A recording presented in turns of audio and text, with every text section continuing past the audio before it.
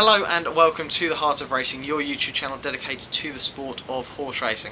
Now the reason I'm wearing this mic is because it is Friday evening and it is a little bit wet and windy outside, and you know, I can't help that, and these microphones should help pick up the sound better, and I'm hoping you can hear me quite clearly now.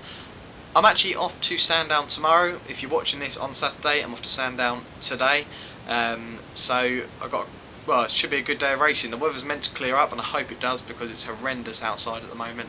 But honestly, can't wait. It's a great weekend of racing, and I've got a couple of picks for Sandown and a couple of picks for Musselburgh. I've got nothing for Sunday, but there's some great racing on Sunday nevertheless. So if you do like your horse racing, go have a look at Sunday's cards. We're going to start off with the news, and then we'll get into some of that racing. Now, the first bit of news that I would like to go through, and this is to do with female jockeys out in France. And from March, female jockeys, no matter if they're professional or not, they're going to be able to claim weight off the back of horses, and I don't see why this is needed. If a female jockey or a male jockey have ridden out their allowance, that's it, they're professional jockeys, they don't need to claim any weight anymore.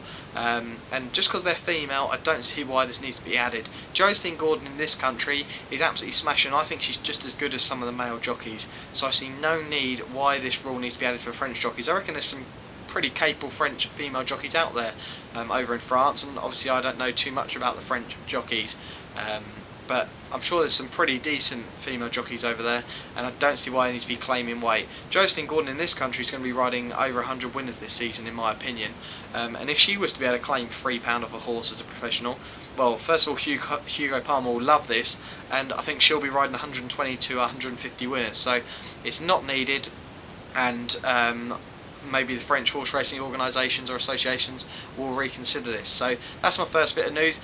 And the second bit of news is to do with, it's got a little bit of French twinge to this as well, and it's to do with Trev, the dual arc winning horse, and what a cracking horse this was. And it's been bred with Debawi Godolphin's top sire, and this is, well, the picture's on the Racing Post. It was on the Racing Post today. If you're watching this on Saturday, like I said, it's on the Racing Post yesterday, but lovely picture, and it looks like it could be the ultimate horse. The breeding is just incredible. Sometimes the breeding doesn't, you know, meet expectations, like some of the Frankels this season. They just haven't been quite as good as expected, but I really hope this horse becomes something special. Horse hasn't been named yet from what I know, but definitely one to note down as soon as it is named.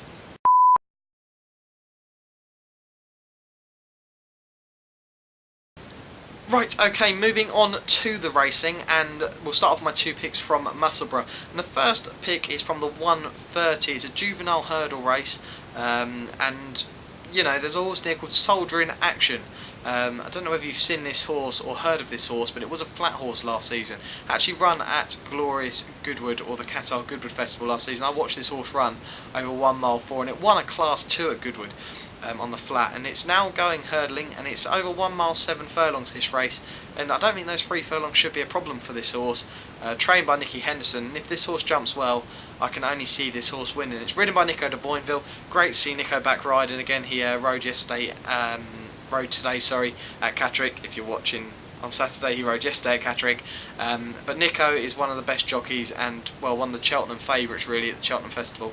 Everyone loves watching him ride, and I'm pretty sure he should do quite well at the Cheltenham Festival this season. But Soldier in Action just looks a solid shout here. If it goes and runs to its full potential and it jumps well, definitely one to take. And it's at 9 to 4 currently, and I'm sure that will shorten going through the next 12 hours or so. Okay, now moving on to the next race from Musselburgh, and that's the 205. This is my second pick, and it's ridden by Nico de Boinville again. This is Azure Fly. This is a handicap chase, this race, and it's trained by Charlie Longston. And I'm just going to read out the form figures for this horse, Azure Fly. 3, 2, 3, 2, 2, 2, 3. So it loves a place, and if you don't know what the form means, there is a vlog that I've done on how to pick a winner, which goes for a race card. Go check that video out. I'll leave a link in the description. But this horse seems to be loving a place.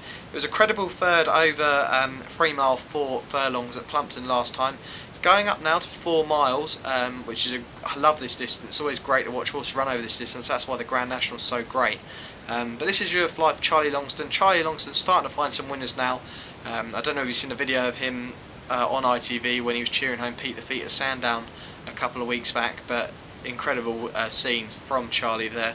And this horse with Neko de Boinville on the back, with that form 2-3, 2-2, 3-3-3, it just shows that this horse got a solid shout at a placing at 12 to 1. I'm definitely going to be taking that price. Right, okay, I'm very apologetic that this is in an audio format. The wind did pick up a fair bit just after I did my outro, and I know it's weird that I do an outro before I do my picks, but it's just the way I like to work. So unfortunately this one's going to be in an audio format just so that you can hear me a little bit clearer. And we're going to start off with the 225 at Sandown, the Scilly Isles Novice Chase. And we'll go through part of the field here. And Clanders Oboe, 7 to 4 favourite in this race. It's a distance winner for Paul Nicholls, Sean Bowen on board, and it's quite rightfully favourite. Matt Chapman's nap of the day from what I can remember. Top Notch, second in that field, he's at 5 to 2, second in the betting. Nicky Henderson trains this one, it won its last 3 races out, it's also a distance winner, and Daryl Jacob on board this one. Now my pick, Le President, Paul Nicholls' second horse in the race in the JP McManus colours. I do think it could be JP McManus' day at Sandown tomorrow. And Barry Geraghty's on board, JP McManus' top jockey, and this horse at 3 to 1, and I can see this being backed throughout the day. You've also got Baron Alco in the field, 11 to 2. Gary Moore and Jamie Moore, a great team up there, and Amore Alato, who I just think, even with Johnson on board at 16 to 1, it's just going to be outclassed by some of these horses. So Le President's going to be my pick for that race. Moving on to my second pick, which is in the 3 o'clock, and a horse called Behind Time, trained by Harry Fry. And Harry Fry's strike record at the moment is just incredible, especially on a Saturday.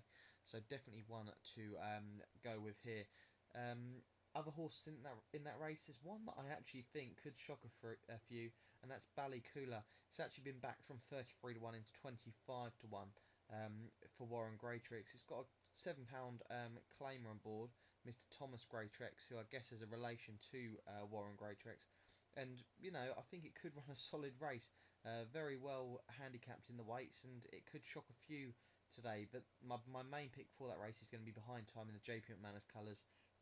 Just the fact that Harry Fry is flying at the moment, and I just think this horse also is well handicapped. So Behind the Time, but one that could shock a few could be Ballycoola at 25 to 1. Now, thanks for watching. I hope the wind didn't disturb this too much, but it's been great having you here. Hope you do enjoy my vlogs on the horse racing. It's, you know, it's something I'm passionate about, and I'm glad that some of you share that passion with me. I want to know what I can do more. If there's anything in the comment section that you want to leave it there, and I'll have a look, and I can do some vlogs on whatever you like. I actually had a suggestion from someone the other day that they'd like to see how odds work, and I know some of you watching this who like their horse racing know what odds do and how it all works. But it'd be great for some people who don't. I did the how to pick a winner vlog like I said earlier, but what odds are, how odds work, it'd be great to see that. So I might do that for Tuesday. You'll get that one up on my channel, and then you'll also get Thursday Friday Fever, so that will come on Wednesday night / Thursday morning. But how do odds work, that's going to come out Tuesday, and I hope that's good for some of you guys, and I hope some of you can share that with people who want to learn more about horse racing. So look out for that one on Tuesday. Like I said, thank you so much for the support you're giving me. I'm absolutely loving it. My target is for the next 2 months is to get to 100 subscribers, and it'd be cracking if you can get it there. So share these vlogs. Go follow us on Twitter at Heart of Racing. We tweet every time we upload a video, so definitely worth following us on there and switching notifications on just so you don't miss out on any. But on a Saturday, I know ITV do their opening show, and this is like a shorter version of that. I love watching the opening show, don't get me wrong, I'm not trying to compete with ITV, but this is just a short little vlog on, you know, some of the news and some of my picks for the racing. So thanks very much for watching, and I look forward to seeing you again soon on Tuesday. Cheers.